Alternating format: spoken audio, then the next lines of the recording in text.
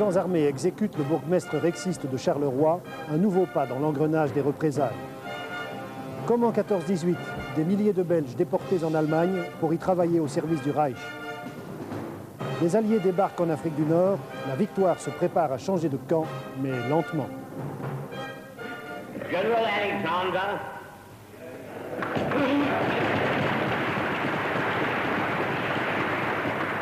with his brilliant comrade and lieutenant, General Montgomery,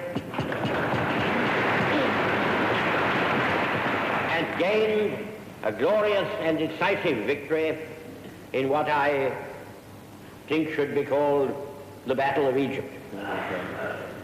Rommel's army has been defeated. It has been routed. It has been very largely destroyed as a fighting force.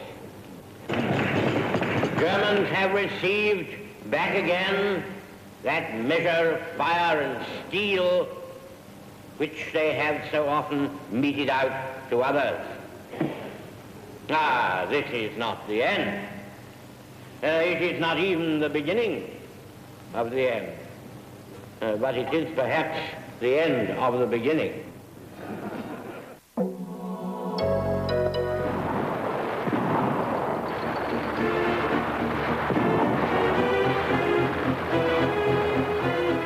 Fin novembre, l'infanterie de Montgomery donne l'assaut à l'armée de Rommel en fuite. Malgré son courage, Rommel ne pouvait pas tenir à El Alamein. Les forces italiennes avaient pour ainsi dire cessé d'exister. L'Africa Corps se démantelait. Le 4 novembre, le renard du désert a enfin reçu l'autorisation de faire retraite et aussitôt c'était la ruée vers l'ouest dans le plus effroyable chaos avec les chars britanniques sur les talons. Plus d'effectifs, plus d'essence, seule la rapidité peut encore sauver le reliquat de l'armée Panzer.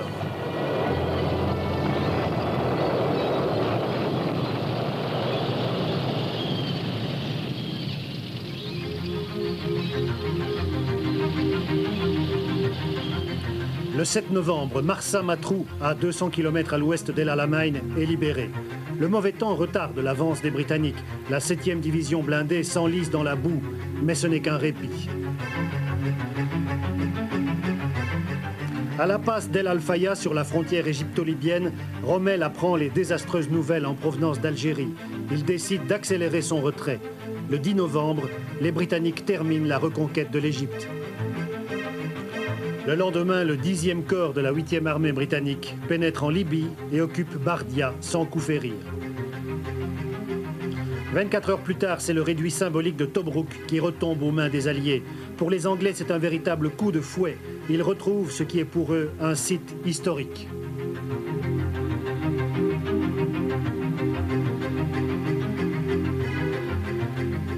Le drapeau nazi est remplacé par l'Union Jack qui flotte à nouveau sur l'héroïque Fortin et sur son port, très précieux pour l'approvisionnement de Montgomery. La retraite des Italo-Allemands est terrible. Ils sont constamment harcelés par la RAF et ils ne savent même pas si, au terme de leur parcours, ils trouveront des amis ou des ennemis.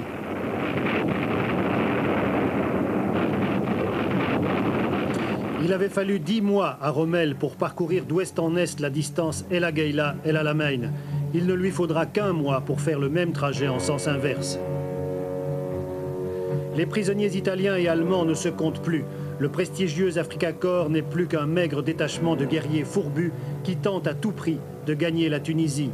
Le règne du renard du désert touche à sa fin. Fin janvier, il sera relevé de son commandement pour avoir désobéi à l'ordre d'Hitler de mourir sur place plutôt que de reculer.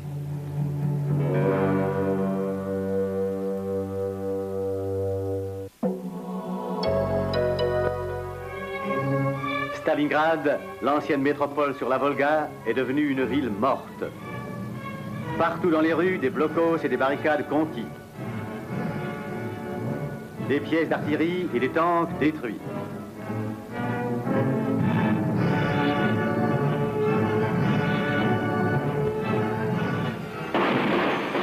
Début novembre, le rêve des Allemands d'occuper entièrement Stalingrad commence à s'effondrer devant l'inébranlable résistance soviétique. Bloc par bloc, maison par maison, des combats acharnés font rage au centre d'une ville dévastée.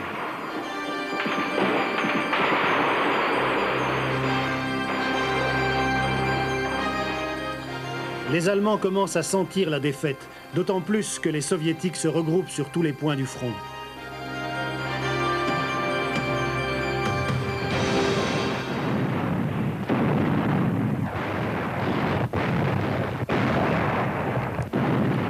Le 19 novembre à 8h50 commence la grande contre-offensive soviétique à Stalingrad même.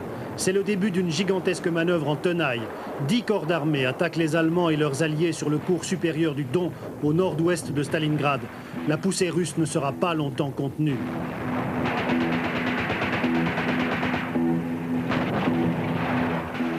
L'attaque massive des Soviétiques a été coordonnée par le général Zhukov.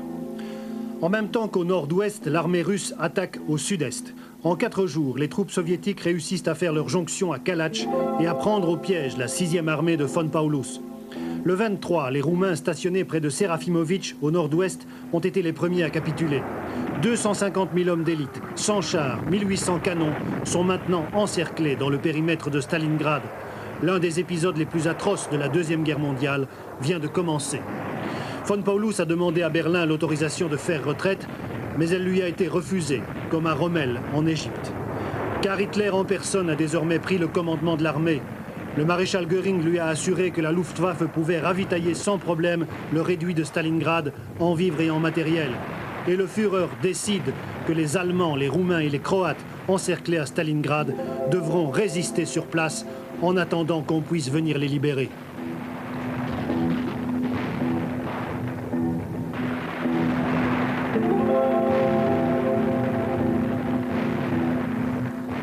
Or, Göring s'est engagé à la légère, par pure vantardise. Ses conseillers l'ont prévenu qu'il serait impossible de ravitailler autant d'hommes par la voie des airs.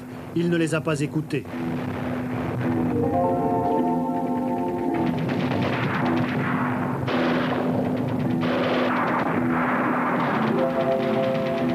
Et voici que s'annonce le terrible hiver russe.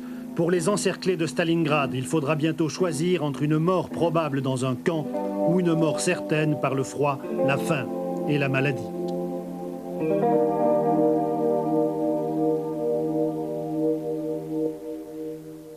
Stalingrad et l'Alamein. Ces deux noms vont figurer au fronton de bien des monuments. Ces deux batailles symbolisent le coup d'arrêt donné en automne 1942 à l'expansion des puissances de l'Axe. Une expansion qui jusqu'alors paraissait inexorable. À partir de novembre 1942, Hitler et Mussolini vont être contraints à la défensive. Un premier pas décisif sera franchi le 8 novembre sur les côtes de l'Algérie, une colonie française restée sous le contrôle du régime de Pétain. L'idée de débarquer en Afrique du Nord française vient du gouvernement britannique. C'est la meilleure manière, selon Churchill, de répondre à la demande pressante des Soviétiques d'ouvrir un deuxième front à l'ouest. Les Américains, eux, penchaient plutôt pour un débarquement sur la côte française du Cotentin. Mais rien à faire, les Britanniques n'en veulent pas. Les militaires américains se font tirer l'oreille. En fait, ils rechignent à se placer sous commandement britannique pour leur première opération d'envergure à l'ouest. On leur concède alors un commandement américain. Ce sera le général Dwight Eisenhower. Les Américains ne veulent pas non plus débarquer sur la côte de Méditerranée, trop exposée.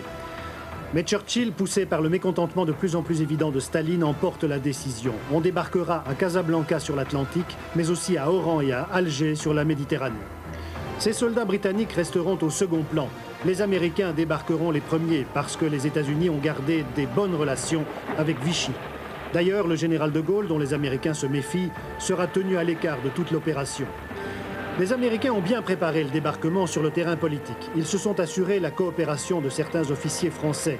Ils ont dans leur manche le général Giraud, très populaire pour son évasion d'Allemagne, et ils pensent pouvoir l'installer comme commandant en chef en Afrique du Nord.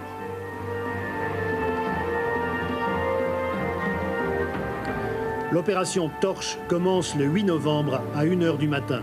À Casablanca, 24 500 hommes sous les ordres du général américain Patton débarquent sans opposition sérieuse. Le commandant local, le général Bétoir, a tout fait pour faciliter l'opération, mais il va être arrêté. 2 jours plus tard, l'armée française cessera toute résistance en raison de ce qui se passe à Alger.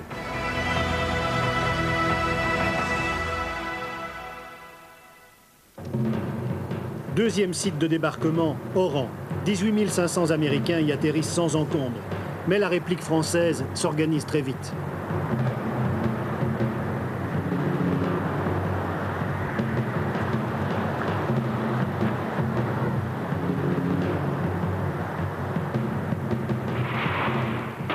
Il faudra 3 jours pour que le commandement local capitule, toujours à cause des événements d'Alger.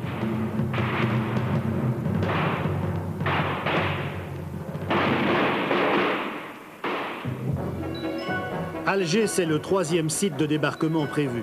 Les choses y sont beaucoup plus confuses. Les 18 000 hommes du groupe anglo-américain commencent par recevoir un accueil plutôt chaleureux dans la nuit du 7 au 8 novembre. Un officier pro-allié, le général Mast, a donné l'ordre de ne pas résister. Il a bloqué les communications, posté des officiers sur le trajet des Alliés pour les guider et arrêté les officiels français anti-alliés. Mais Mast et ses amis vont être arrêtés à leur tour et le général Juin, commandant de la place, va donner l'ordre de résister.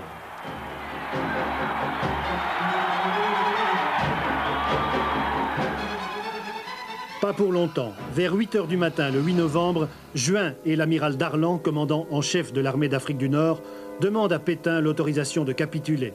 Ils l'obtiennent. À Vichy, le vieux maréchal proteste pour la forme et pour ne pas mécontenter les Allemands, mais il fait savoir secrètement qu'il se réjouit de la tournure des événements. À 11 h 20, Darlan ordonne la cessation des combats dans toute l'Afrique du Nord. C'est alors le général Noguès qui est nommé chef des armées par Pétain sous la pression allemande. Mais très vite, Noguès accepte lui aussi de négocier avec les Alliés. Les Allemands et les Italiens présents à Alger sont arrêtés par les Américains.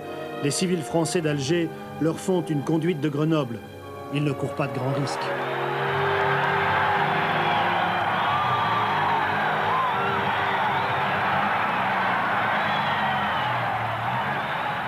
En France, aux premières heures de la matinée du 11 novembre, sur la ligne de démarcation. 7 heures, les divisions motorisées allemandes commencent à traverser de la France non occupée en direction des côtes de la Méditerranée. Déjouant les plans ennemis, l'Allemagne prévient ainsi un débarquement sur les côtes méridionales françaises. Hitler ne pouvait pas rester sans réaction. La faiblesse de la résistance française, l'hésitation des Français à lui ouvrir les bases navales de Tunisie, tout cela justifie amplement à ses yeux une décision capitale. Le 11 novembre, l'armée allemande entre en zone non occupée. La pseudo-autonomie du régime de Vichy a vécu. Désormais, c'est l'Allemagne qui contrôle toute la France par l'intermédiaire du gouvernement croupion de Laval. La Wehrmacht renforce les défenses de la côte méditerranéenne, comme ici à Marseille. Simultanément, les bases françaises de Tunisie sont occupées par les Italiens.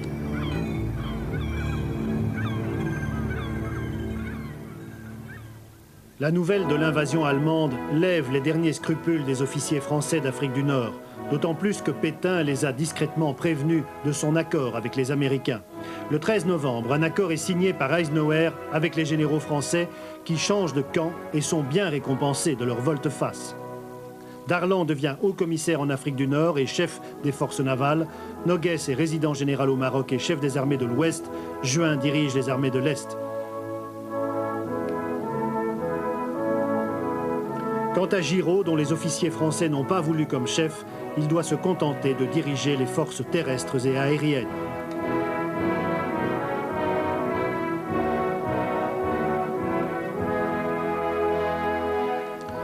Darlan accepte même de donner instruction, ou plutôt avis favorable, à la redoutable flotte française immobilisée à Toulon pour qu'elle rejoigne Alger et se place au service des Alliés.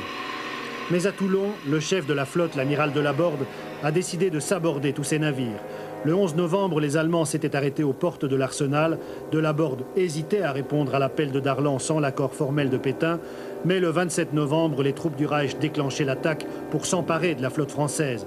L'amiral n'avait dès lors plus qu'un seul choix, le sabordage. Privés de 90 navires, près de la moitié des 500 000 tonneaux de la puissante flotte française, les Alliés auront du moins la consolation de savoir qu'elle n'est pas tombée aux mains d'Hitler.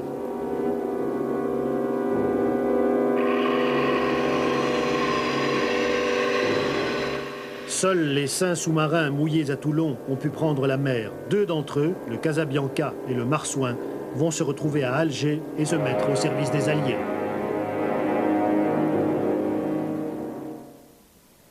Voici dans cette Belgique allemande qui manque de tout, dans cette Wallonie charbonnière qui claque de froid, dans cette SB qui exportait du sucre et où l'ersatz de café se boit à la saccharine, voici un quelconque petit journaleux qui démontre que l'Europe se suffit à elle-même.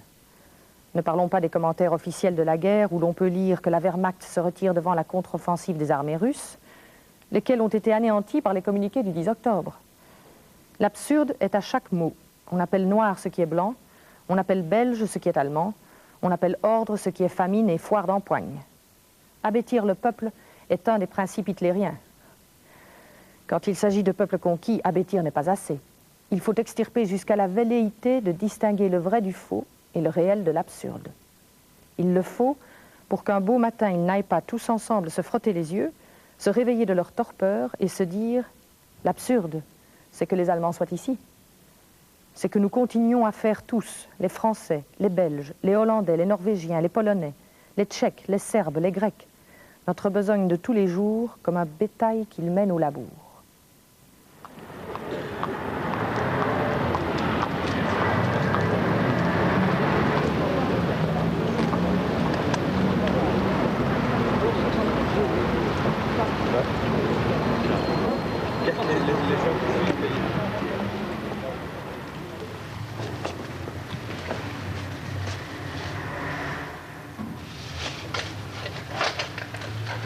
La plupart de ces hommes sont d'anciens déportés du travail de la région liégeoise.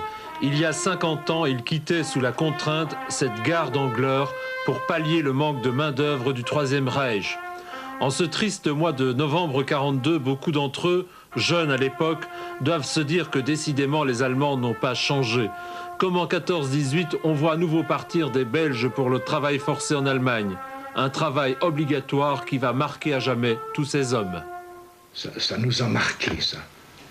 Cette séparation, ce travail abominable, dans les conditions qu'on a pu vivre, ce baraque insalubre, ce bombardement, le manque de nourriture, l'hygiène déficiente, totalement déficiente. Ça nous a marqué.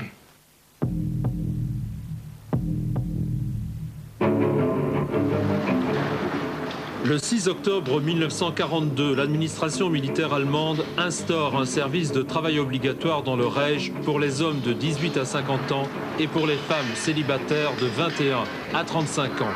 Sont visés principalement les travailleurs des grands bassins industriels du pays.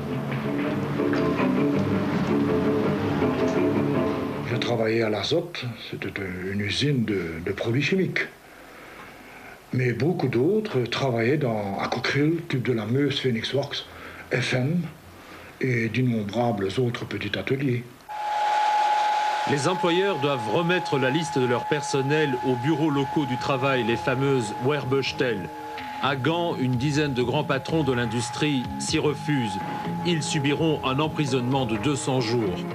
Chargés d'appliquer l'ordonnance sur le travail obligatoire, les Feld et Oberfeld-Kommandanturm se servent de ces listes pour effectuer notamment des ratissages dans les usines. Un jour de novembre 42, 4 Allemands arrivent dans l'entreprise et on fait un appel. Et sur la liste des travailleurs de l'entreprise, je n'étais pas présent. Embarqué avec ces 4 Allemands, j'étais le seul déporté de l'entreprise. L'ordonnance sur le travail forcé en Allemagne provoque une profonde émotion dans le pays. La propagande allemande tente alors de le faire accepter en vantant les bonnes conditions de travail et le bien-être qui doit en résulter. Pas convaincus, pour autant, beaucoup de familles sont contraintes d'accepter la déportation du père ou des fils, le plus souvent pour des raisons économiques. Maintenant, nous étions des gens modestes. J'avais un papa qui travaillait, qui était un journalier. Et il faut bien se rappeler qu'en 1942, il gagnait 45 francs par jour. Et il fallait 90 francs pour avoir un pain au marché noir. Et j'en mangeais un par jour de pain de ces pains. Donc, c'est vous dire l'embarras, la situation de l'époque.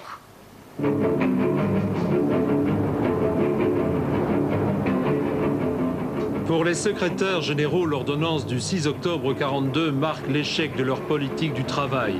Depuis 1940, ils ont admis le principe du travail volontaire en Allemagne afin d'éviter précisément l'instauration du travail obligatoire. Conscient de cet échec, le secrétaire général du ministère du Travail démissionne.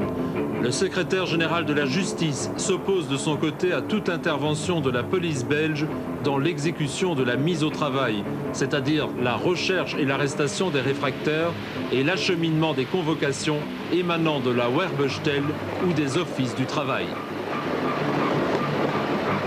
J'ai reçu un document à mon domicile pour me présenter à la Werbestelle de Liège. Et j'ai dû forcément m'y rendre. Et là, on faisait la file, il y avait une centaine de jeunes garçons comme moi qui attendaient pour passer devant l'espèce d'Allemand qui se trouvait là-bas avec des interprètes. Et voilà, il m'a dit, vous devez aller en Allemagne et vous êtes désigné pour Stuttgart, directement. Et dans les 3 jours, vous devez partir. Et c'était bien vrai. Le 3 octobre 1942, le roi adresse une lettre de protestation à Hitler. La réponse est négative. Le 14 novembre 1942, le gouvernement belge à Londres invite le roi à protester publiquement contre les déportations. Mais sur l'avis de personnalités du milieu financier et industriel, Léopold III refuse.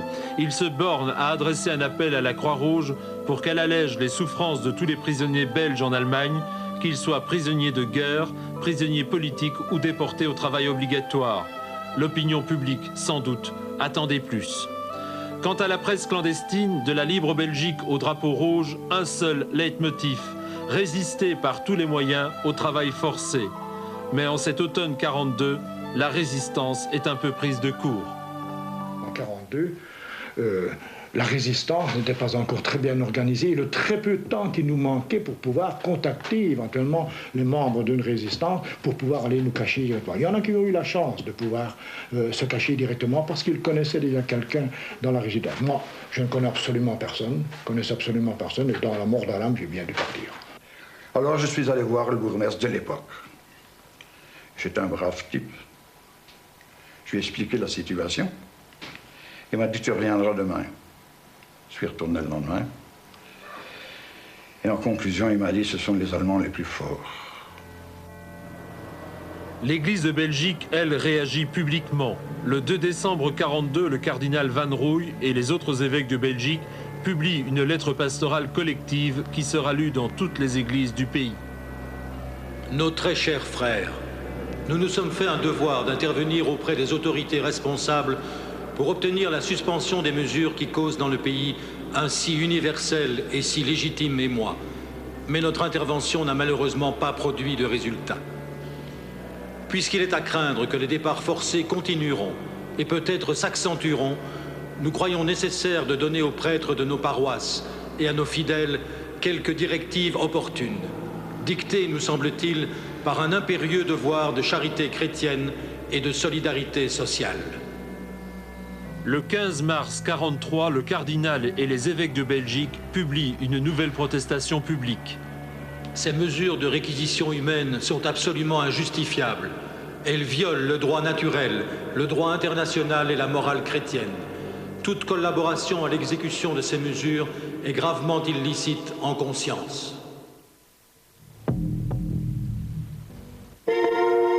Les premiers convois pour l'Allemagne quittent la Belgique dès le mois de novembre. Les départs sont organisés par région, 2 ou 3 fois par semaine.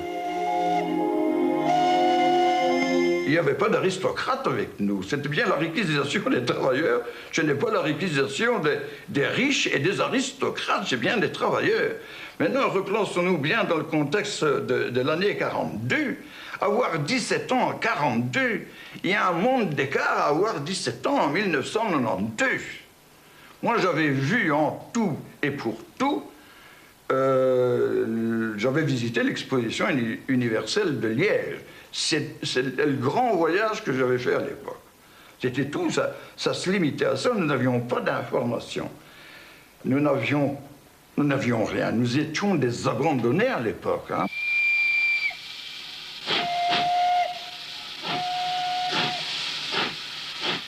le train est parti. Donc ce convoi, ramassage des réquisitionnés, des jeunes, enfin des jeunes de 18 à 50 ans. Et nous avons, j'étais seul, hein, sans connaissance, sans personne, sans connaître personne. Il faut le faire quand même, parce que c'est une dure épreuve.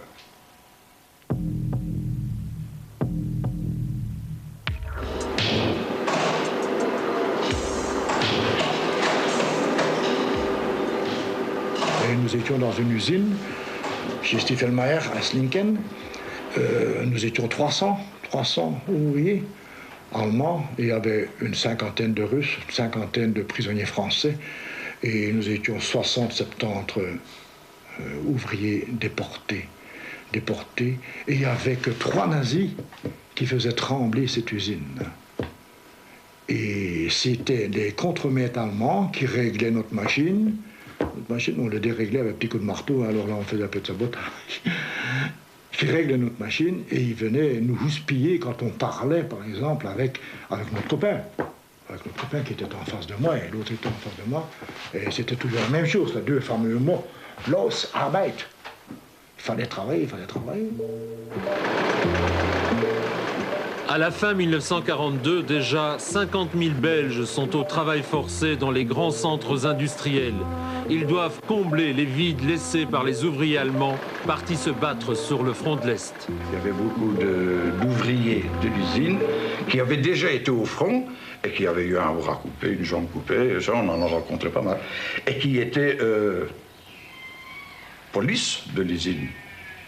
Parce qu'il y avait des policiers dans l'usine qui faisaient leur ronde, ils passaient toutes les 5 minutes, toutes les heures, dans les toilettes, et ils ouvraient les portes, parfumaient, sortaient, des coups de pied aux fesses, vous fumiez une cigarette. Et puis il y en a eu qui ont été malades. J'ai connu un garçon d'Hawaï, il habite à Hawaï maintenant, il a fait une crise de furonculose, il n'en pouvait plus. Et il a dû continuer à travailler. Heureusement qu'il était sur une rectifieuse et que c'était la rectifieuse qui travaillait. Et lui, il avait difficile de mettre les pièces à sa rectifieuse, et c'était mon ami et moi qui allons lui caler la pièce sur sa rectifieuse. Mais il fallait qu'il travaille, il n'y avait rien à faire. Alors, question d'être exempt de service, exempt de travail, c'était quasiment impossible. Il fallait qu'on vous envoie à l'hôpital pour être exempt de service.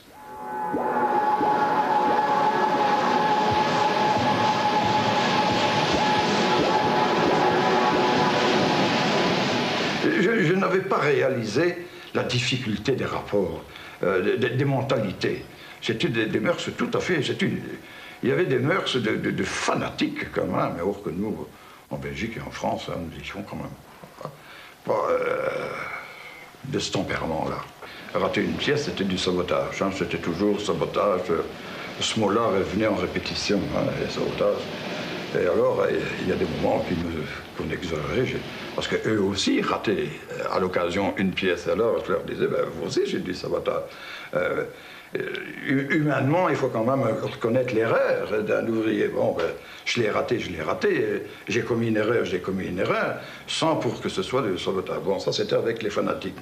Maintenant, il y avait les autres, hein, ceux qui s'en moquaient, ceux qui étaient méchants, qui avaient des griefs à notre égard, parce que nous venions accélérer la production allemande. Ils se demandaient pourquoi que nous étions là. Ils ne comprenaient pas ces gens-là, ils ne savaient pas ce qui se passait, ils ne connaissaient pas la valeur de cette ordonnance. Et alors, moi, j'avais toujours tenu ce document, et je leur montrais « Diese Arbeits ist nicht freiwillig ». Je dis, moi, je travaillais en Belgique, et on m'a pris de force pour venir travailler en Allemagne. Je ne demandais pas ça.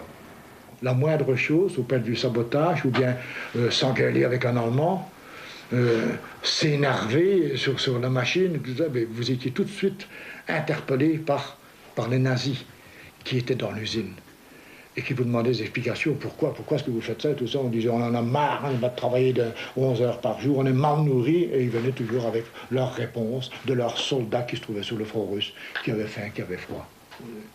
Alors c'était le moyen de fermer tout ce qu'on avait à dire. On était vraiment diminué. diminue. Et on ne savait plus.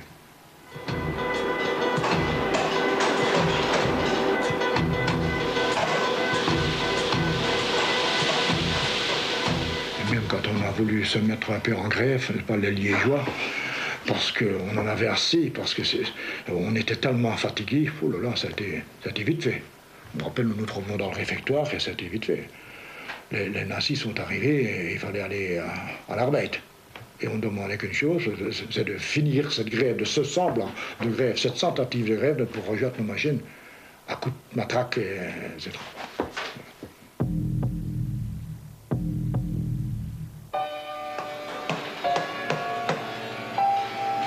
Certainement que je gagnais un salaire, je ne me rappelle plus, mais ils me donnaient de l'argent pour vivre là-bas.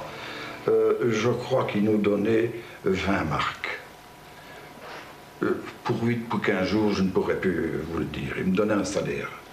Mais renvoyer un salaire aux parents, ça, de mon côté, ça n'a jamais existé.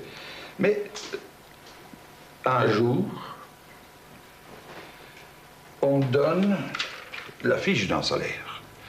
Et j'ai vu que mon salaire, il était perdu par tout le monde. Alors ça, et après, ça s'est répété. C'était une personne de Dizon-les-Verviers, que je ne connais pas, Madame Veuve, Raoul Turion, qui avait touché 100 marks. J'ai dit à mon contremaître, et il y a une erreur, ce ne sont pas mes parents qui vous ont envoyé l'argent.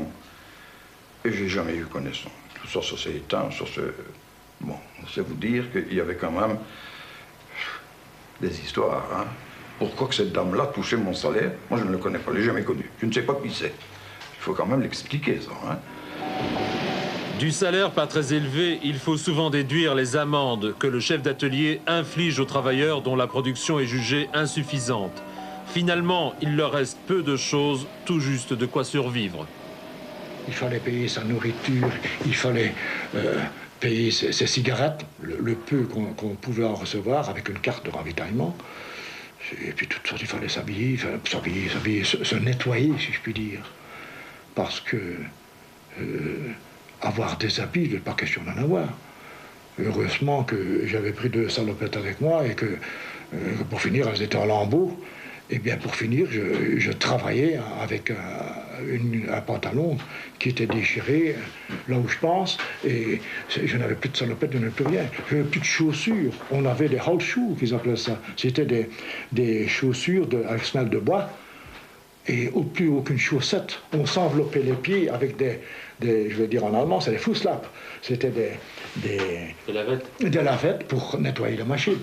Ben, on était content de se le mettre ça dans les pieds pour ne pas avoir les pieds à nu dans ces fameuses chaussures-là qui ne pliaient pas au marché là-dedans, vous savez. Hein. C'était pénible. C'était pénible.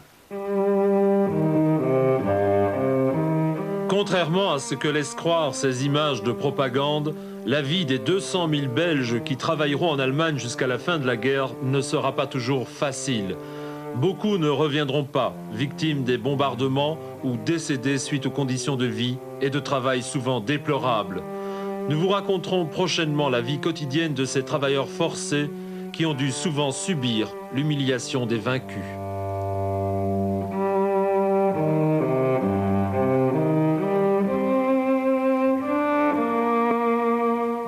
Dans l'organisation du travail obligatoire, les communes sont au premier plan. Ce sont les autorités communales qui doivent fournir les listes servant aux déportations. Mais elles sont réticentes. C'est pourquoi les autorités d'occupation ont fusionné toutes les communes des grandes agglomérations et ont mis à la tête de ces nouvelles entités des collaborateurs qui ont leur confiance. VNV en Flandre, Rexiste en Wallonie. Il y a 7 grandes agglomérations de ce type dans le pays, et notamment Charleroi. Le Grand Charleroi de 1942 est plus grand encore que le Grand Charleroi d'aujourd'hui. Il regroupe 31 communes et 340 000 habitants, alors qu'en 1977, on ne fusionnera que 14 communes autour de l'ancien Charleroi. À la tête de cette métropole géante, pas de conseil communal, pas un seul élu, rien qu'un collège échevinal désigné par l'occupant. 10 personnes, dont le bourgmestre, le rexiste Jean Tegens. Il entre en fonction en septembre 1942. Tout le monde se demande ce que feront de Goels et ses collègues et comment réagira la résistance très active à Charleroi.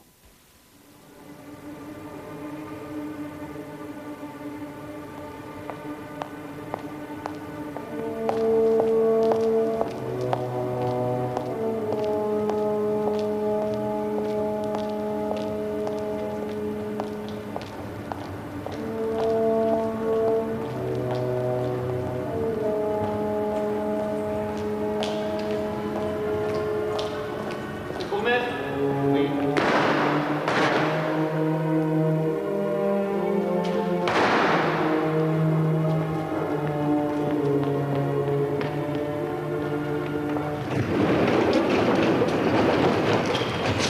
19 novembre 1942, rue du Beffroi. Une nouvelle victime des partisans armés vient de tomber, le bourgmestre de Charleroi.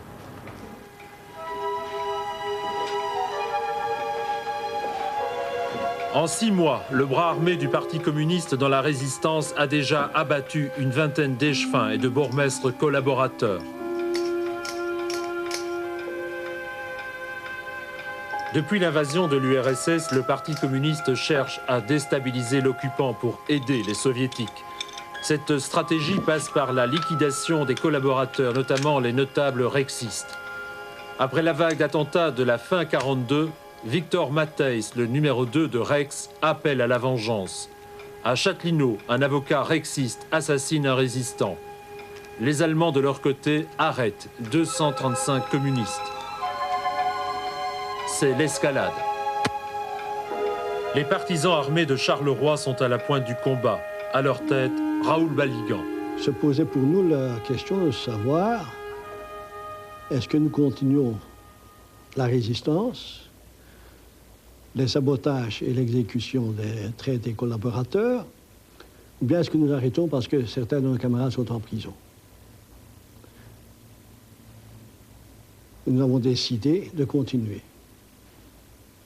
Après un examen au niveau du commandement national et l'avis des responsables de chaque région, on a décidé qu'il fallait continuer. Et continuer, nous aussi, en progressant. Et nous sommes passés à ce moment-là à des opérations répressives de plus grande importance.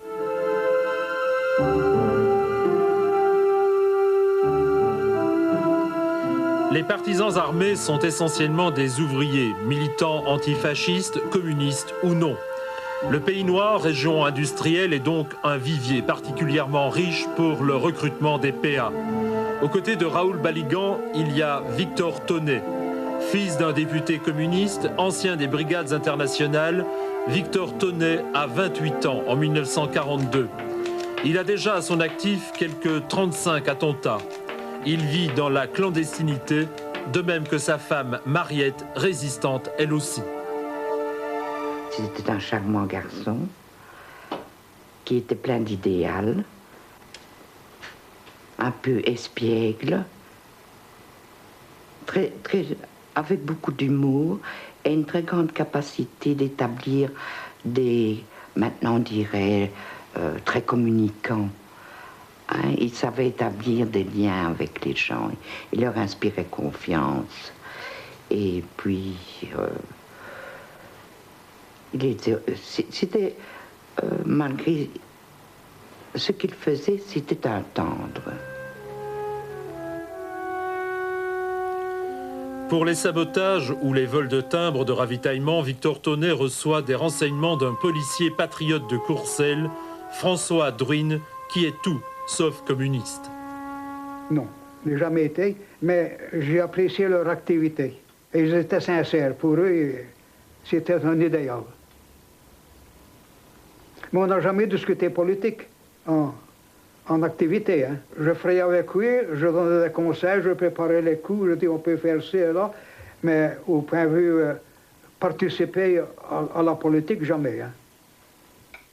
C'est Victor Tonnet qui prend des contacts en vue d'organiser l'exécution du bourgmestre Teugels. Ben, je suppose que ça a été à la suite d'une discussion avec les camarades qui avaient des responsabilités avec lui. et avec le commandant des partisans. Mais de toute façon, ce n'était jamais des décisions personnelles. Il faut bien retenir ça. C'était pas une décision, tiens, j'irais bien tuer celui-là, quoi. Tonnet rassemble quelques hommes. L'exécution est prévue le 19 novembre 1942. Parmi eux, Raymond Génenne, Jules Brigonde, Franz Michels et François Druyn. Monsieur, je ne vous remercierai jamais assez pour le prêt de cette magnifique toile. Mais à mon plus grand regret... Jean Teugels, commerçant connu de Charleroi, est un rexiste en demi-teinte. Il se détourne du parti en 1939, puis s'en rapproche à nouveau lorsqu'il rentre d'Exode.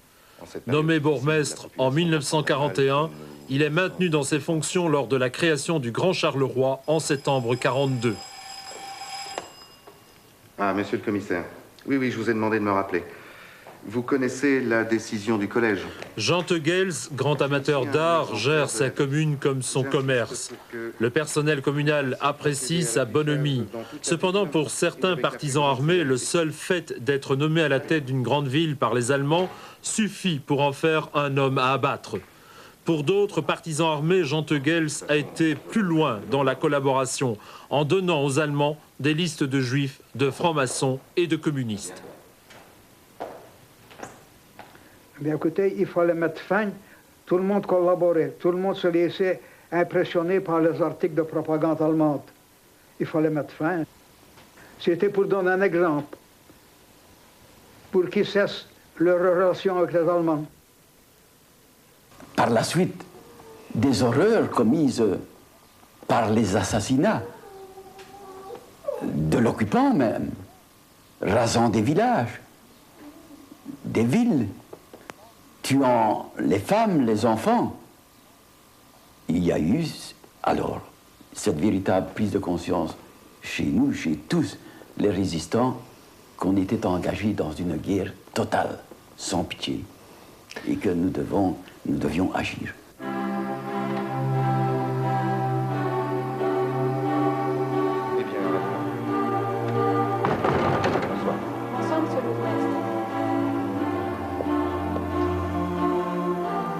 Jean Teugels ignore les menaces de mort et ne s'entoure d'aucune précaution. Il se sent en sécurité comme si sa fonction même le protégeait.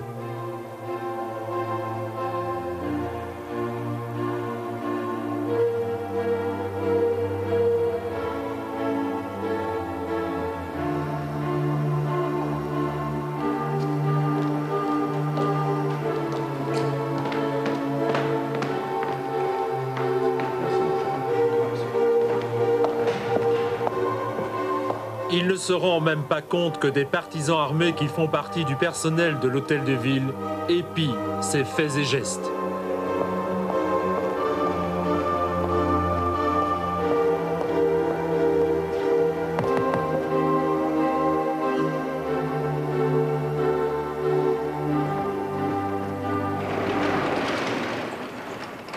Bonsoir Francis.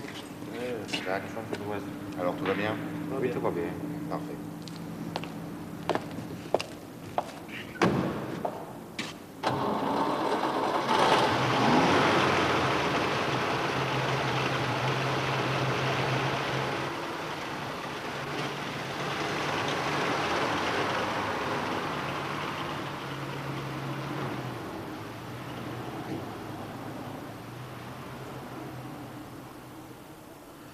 Le jeudi 19 novembre 1942, après avoir écouté les doléances d'une de ses administrées, il descend chercher, comme d'habitude, sa voiture au garage.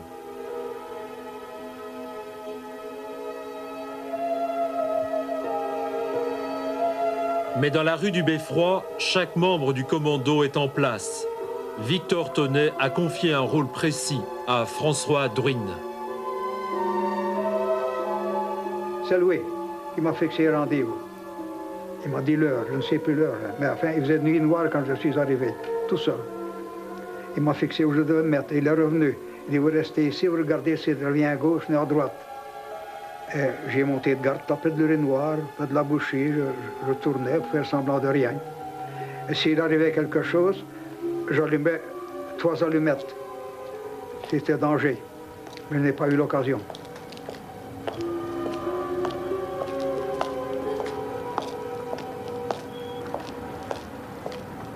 Monsieur le bourgmestre? Oui.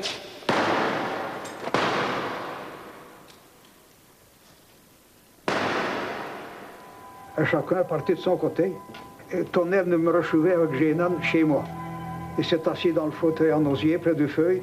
Ma femme lui a donné du café et il m'a montré son 765 qui était encore chaud.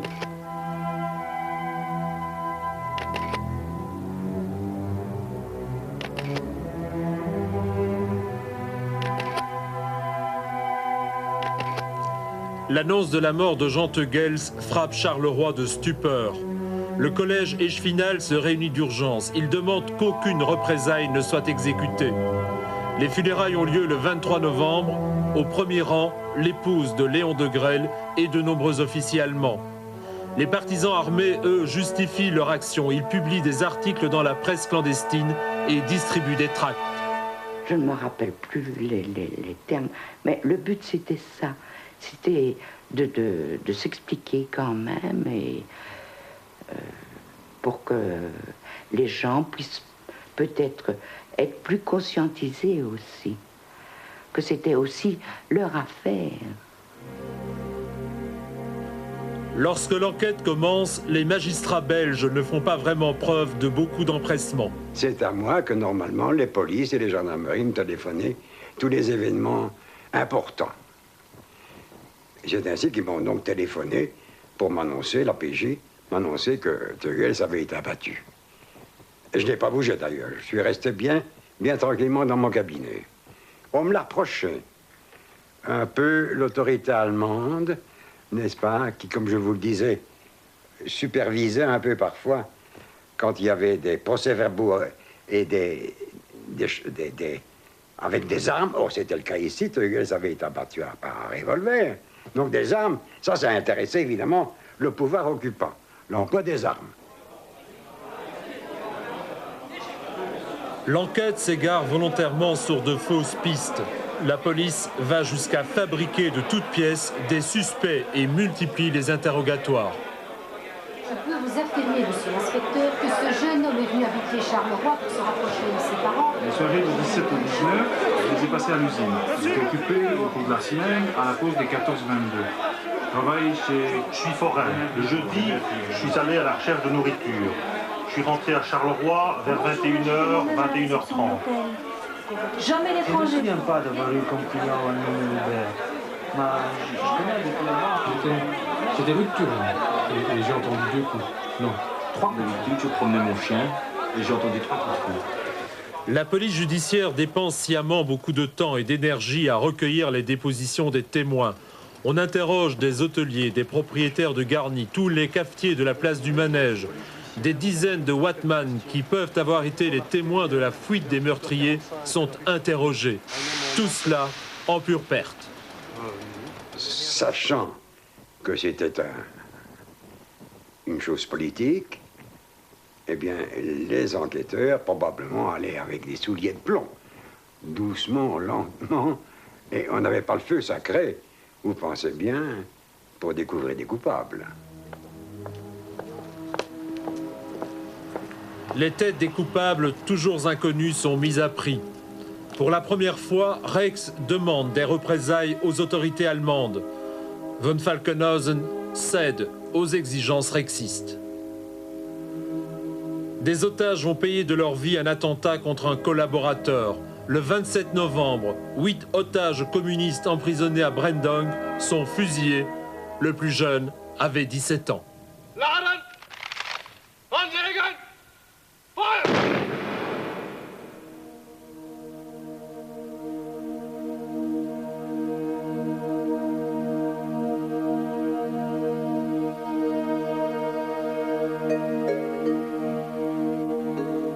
Les résistants ne peuvent laisser ce crime impuni.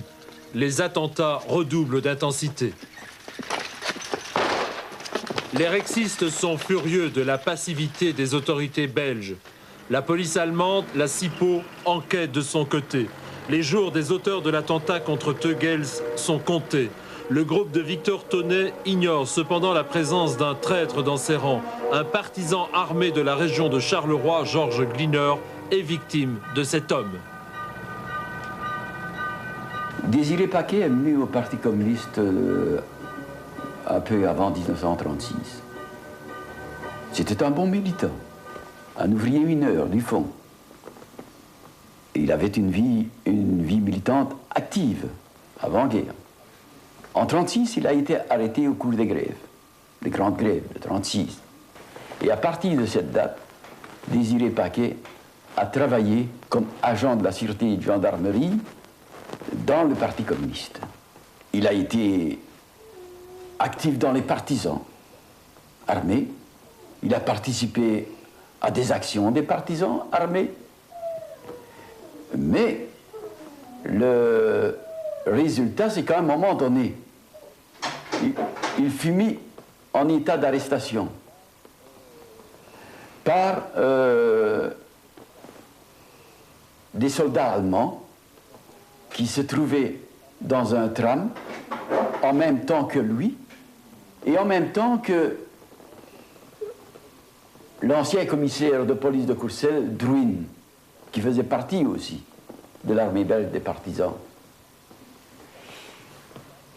Il est arrêté, Paquet, Drouin aussi, et il est battu par la Gestapo. Et Paquet a alors commencé à dénoncer les camarades qui travaillaient avec lui. La gare de Marché-le-Pont, le 23 décembre 1942. Désiré Paquet et la SIPO tendent un piège au groupe Tonnet. Par miracle, Victor Tonnet s'échappe et rejoint son logement à Fontaine-l'Évêque. Mais la SIPO l'attend. Tonnet, blessé, est transporté à l'hôpital militaire de Bruxelles. Émile Maufort et François Drouin sont arrêtés une semaine plus tard.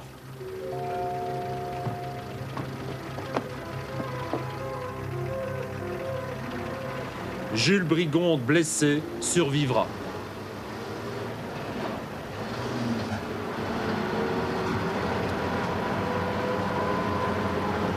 À la fin de l'année, le noyau dur des partisans armés de Charleroi est démantelé.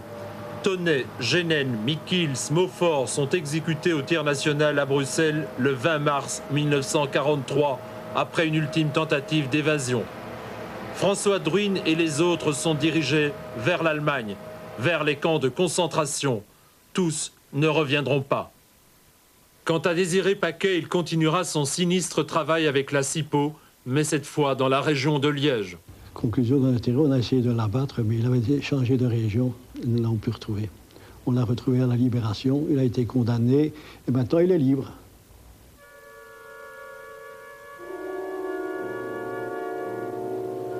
L'opération a coûté très cher aux partisans armés de Charleroi. Pourtant, la stratégie de dissuasion de ces résistants a porté ses fruits. Début 1943, de nombreux mandataires rexistes démissionnent. Ils ne seront pas remplacés immédiatement. Les candidatures se font rares. Le premier échevin de Charleroi, Oswald Anglebin, lui, franchit le pas. Il succède à son ami Teugels et ceint en mars 1943 l'écharpe mayorale. Un emploi à haut risque.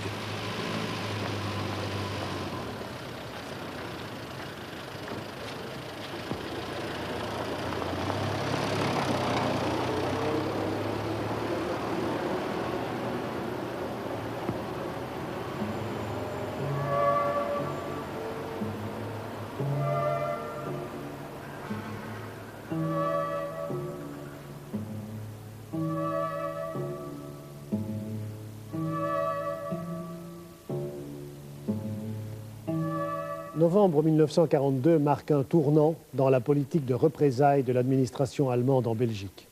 C'est le début d'une longue et pénible série d'exécutions d'otages. Entre la fin novembre 1942 et le 10 juillet 1944, 240 otages seront fusillés par les Allemands à titre de représailles pour des actions de la résistance. Voilà, tout n'est pas dit, bien sûr, sur les sujets que nous avons abordés aujourd'hui. Comme d'habitude, vous pourrez obtenir des éclaircissements complémentaires grâce à l'émission Jour de guerre radio de samedi prochain. Dans Jour de guerre radio, ce samedi entre 13h15 et 14h, des spécialistes seront en...